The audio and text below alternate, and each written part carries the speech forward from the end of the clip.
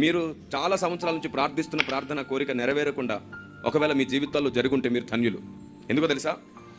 ఎవరి జీవితంలో దేవుడు కార్యంలోనూ ఆలస్యం అవుతుంటే మౌనంగా ఉంటాడు తెలుసా? ఆయన ఎవరిని ఎక్కువగా నమ్ముతాడో వారి జీవితంలో కార్యంలో ఆలస్యం అవుతాయి. ఏంటా నమ్మకం అంటే, దేవుడు కొందరి విషయాల్లో వాళ్ళు అడిగింది వెంటనే ఆ ప్రజెంట్ సిచ్యువేషన్ కావాల్సింది ఇవ్వాలనుకోడు. దేవుడు వాళ్ళని ఎంత నమ్ముతాడంటే, వీళ్ళైతేనే దీన్ని ఓర్చుకొని సహించి కూడా నన్ను ప్రేమించడమే కాదు, సాతాన్ని ఓడించడమే కాకుండా అందరినీ బలపరచగల శక్తి వీళ్ళకే ఉంది అని దేవుడు కొందరిని నమ్ముతాడు. వారు పలికే ప్రతి మాటకు ఆయన చెవి ఒగ్గుతాడు, వెంటనే వింటాడు.